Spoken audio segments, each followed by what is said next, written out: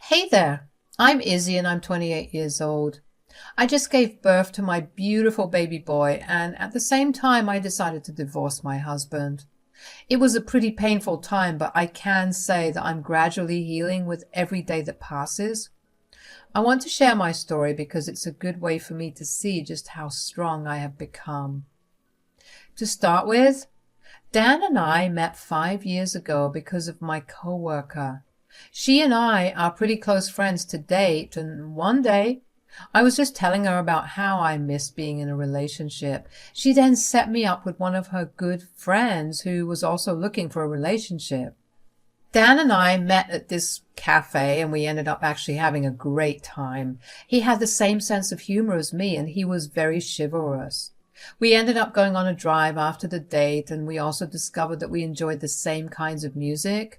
Safe to say that one date led to many, many more dates where we continued to learn about the many more things we had in common.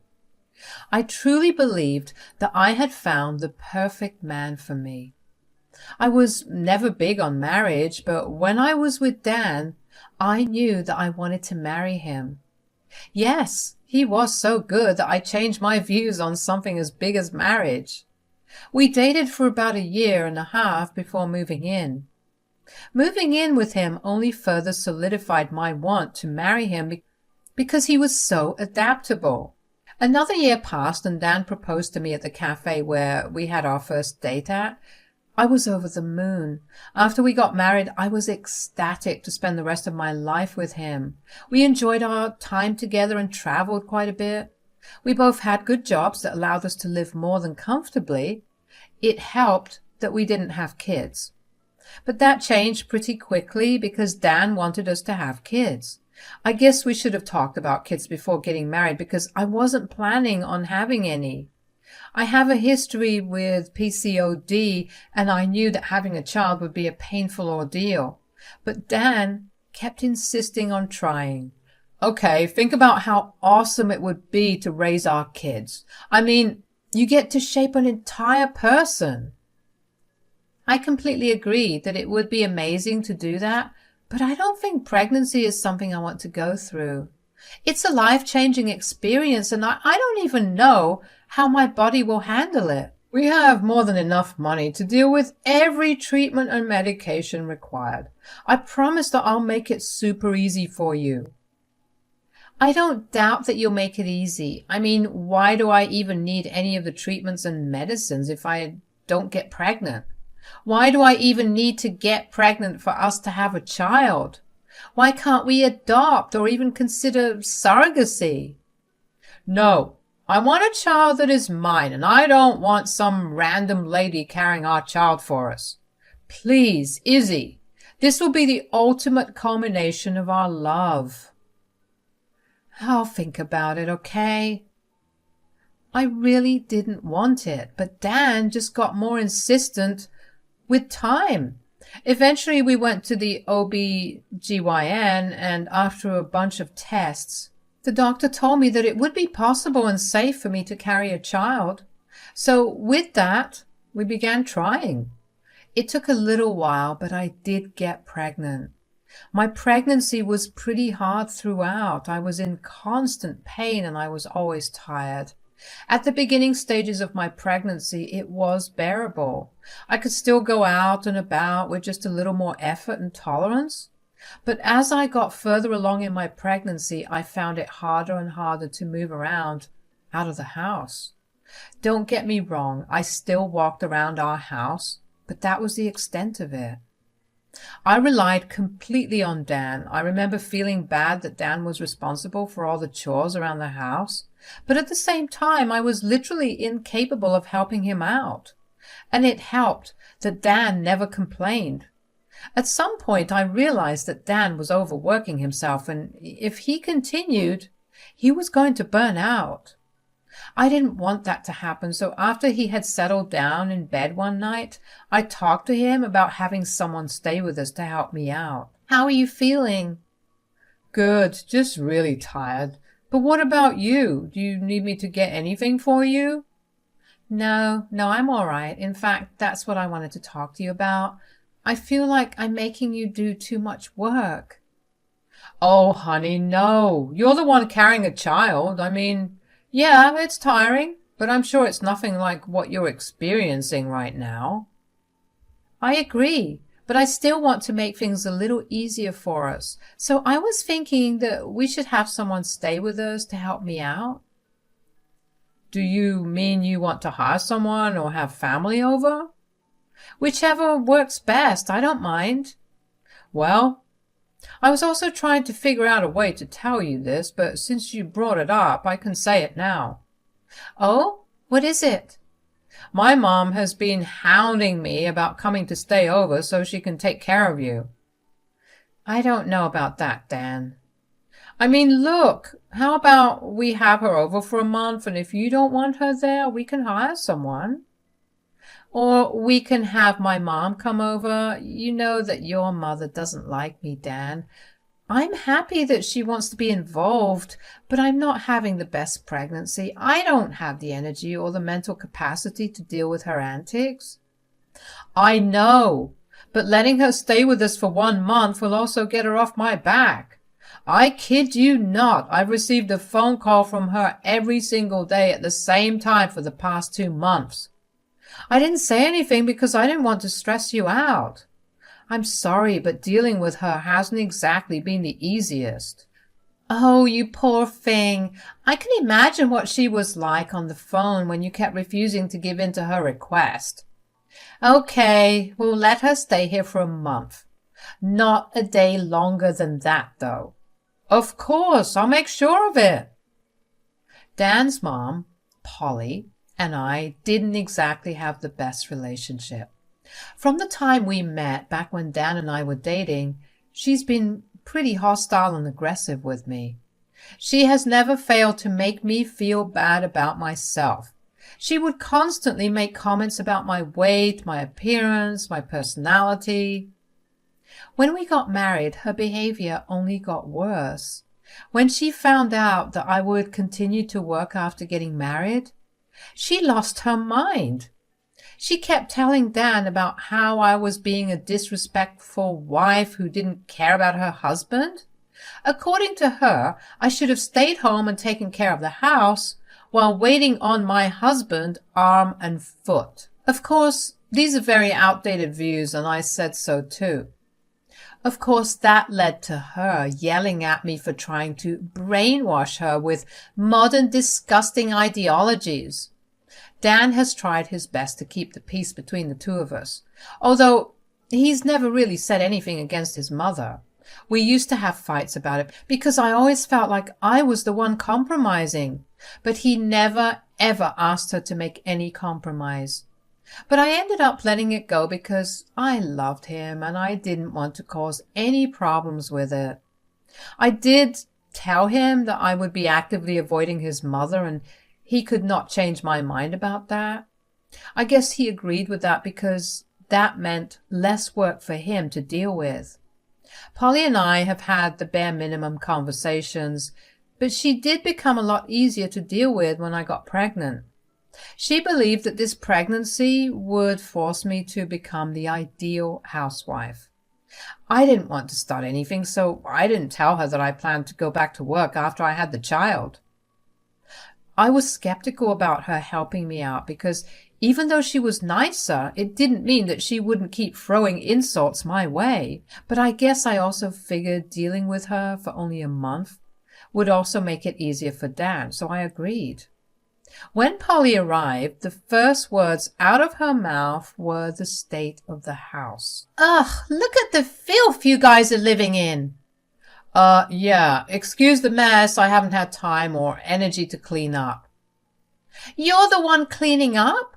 What about Izzy?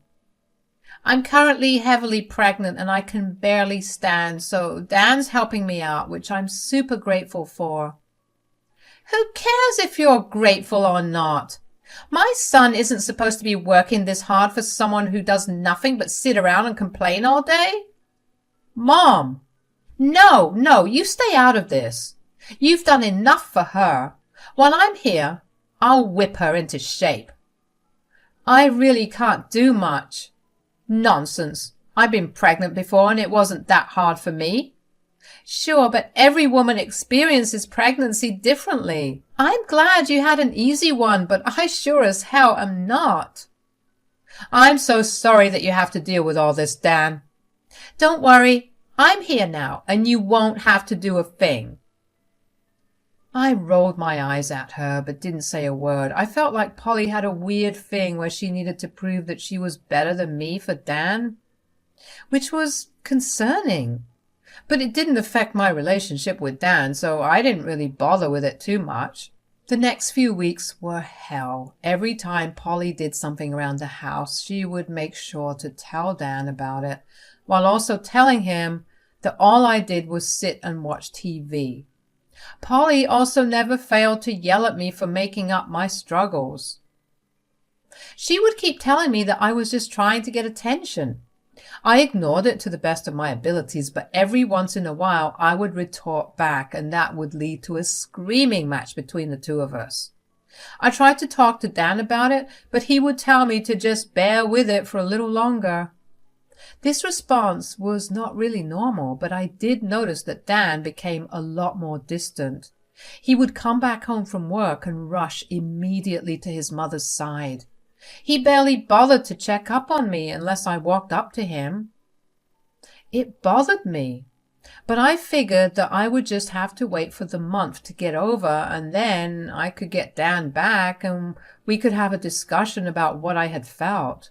But all of that came crashing down one night when over dinner, Polly and Dan told me that they had something to tell me. Tell her, Dan. Tell me what? So Mom and I have been talking these past few weeks, and with the baby on its way, we realized that we won't get much time to spend together after. Plus, becoming a father has just made me so much more appreciative of her, so we've decided to go on a vacation together. Vacation? But Dan, I'm 7 months pregnant. I can't do much without help. How am I going to make it through? Look, we need bonding time together. You'll understand it when you become a mother. Dan, you absolutely can't go. I need you here. Babe, we'll be back in a month.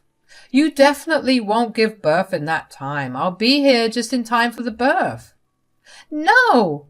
How could you plan something like this without even telling me? Stop being a brat, Izzy. This trip is happening whether you like it or not. We're leaving tomorrow. What? How am I supposed to get any help in such a short time? Don't worry, I called your mom over. I just really need this time with my mom, okay? She's been doing so much for me, for us, and this will be a great time to show her my appreciation and bond with her. I couldn't believe what I was hearing. I took my dinner up to the guest bedroom and locked myself in there. I didn't want to see either of their faces. I just knew in my gut that the vacation was Polly's idea. The smirk she had on her face felt like a punch in the gut. Was that why Dan was being so distant? Because he was too busy planning a trip with his mother? How could he go on a trip when his wife was lying at home pregnant with his child? Even Polly, with all her outdated ideas, should not have been fine with the vacation happening at a time like that. I bet that she would not have been okay if her husband had gone on a trip without her when she was so pregnant. I cried myself to sleep that night, and when I woke up the next morning, the house was empty. There was a note on the bedroom door from Dan telling me that they had left and would be back in a month. At that moment, all I felt was rage. I wanted to destroy all of Dan's things, or at least cause some havoc for him to come back and deal with, but I was way too tired and sore to do anything. In an hour, my mother showed up. I just cried in her arms for the better part of an hour. She silently comforted me. She didn't know why she was called over, and she asked me where Dan was. Is Dan at work? Nope. Where is he then? Is this why you guys called me to help you out? Kind of, but not really. We had called Polly over because she begged to be here. Uh-oh. Did she do something horrifying? Is that why you're crying so much? Yeah, well, she convinced Dan to go on a vacation with her. Right now? They just left this morning. And Dan agreed? What the hell? I'm so angry and so hurt, Mom. I don't know what to do with all these emotions. Oh, my poor baby. I'm so sorry they did that to you. When will they be back? A month. A month? Who the hell do they think they are? You're telling me that Dan went on vacation when you were in your last trimester? He promised to be back in time for the birth, so I guess he thinks that absolves him of any other responsibility. That man is going to get a good piece of my mind. Cry it all out, honey. I'll be here. I'll support you no matter what. I was glad that I had my mom there with me because I genuinely felt like I was going crazy. My mom was an immense help to me for the next week. She pampered me like crazy. No request was too much for her. I finally felt like I wasn't a burden in any way. My mom kept reassuring me that whatever I was feeling and going through, both physically and mentally, was valid, and she tried her best to make me comfortable. I had entered my 8th month by then, and I was mentally preparing to give birth. But then all hell broke loose. My water broke about a week into my 8th month. I was in active labor pretty fast. My mom drove me to the ER as fast as she could.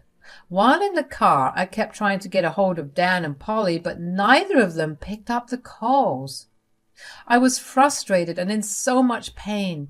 All throughout the delivery, I cried because Dan wasn't there. But it still felt good to not be alone, as my mom was there holding my hand through the entire thing.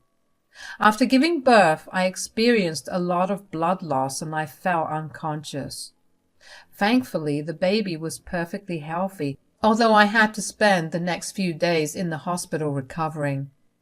While I was recovering, my mom and I had a long discussion about what I planned to do when Dan and Polly came back. My mom tried to contact them too after I had given birth, but they didn't pick up her calls either. Even though it broke my heart, I decided that the best course of action was a divorce. It also helped that I was really angry at that point. I didn't want my baby's father to be someone who would abandon them at important times.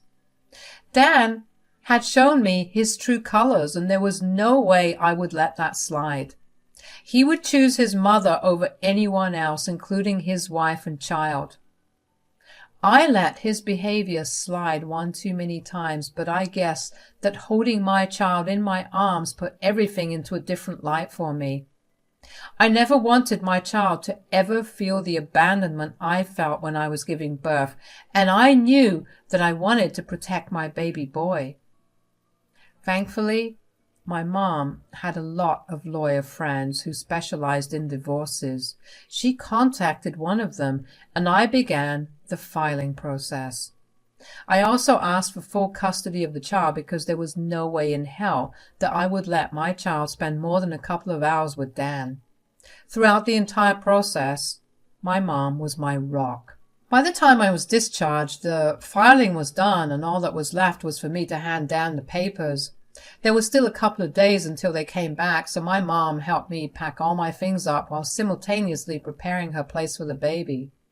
We slowly adjusted to our new routines with the baby at hand, who thankfully was a very quiet baby who made barely any fuss. Finally, on the day that Dan arrived, I handed my baby to my mom and asked her to go back home. I didn't want Dan to see the child because he did not deserve that privilege. When Dan and Polly walked in through the door, they didn't even notice me sitting in the living room. They laughed and talked amongst themselves about all the fun they had on their vacation. When Dan finally noticed me, he looked surprised. "Oh, what are you doing here? Aren't you supposed to be resting?" "I think I'm pretty well rested." "So you did manage to survive without us. Told you she was making it all up for attention, Dan. I guess. Anyways, where's Tara? I'm sorry we missed all your calls. We decided to ignore everything related to home. Oh, Mom's back at her place with the baby. She's coming back to pick me up right now. The baby? What do you mean? I ended up giving birth at the time that you and Polly were away. And you didn't think to tell us? I tried. My mom tried.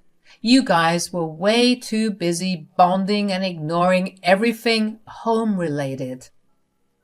Oh, honey, that's wonderful news. How is our baby? Is it a boy or a girl? It's a boy, and it's my baby. What do you mean? You weren't there during the time of the birth, so you do not get father privileges. I told you she'd do something because she was jealous. Don't be that way.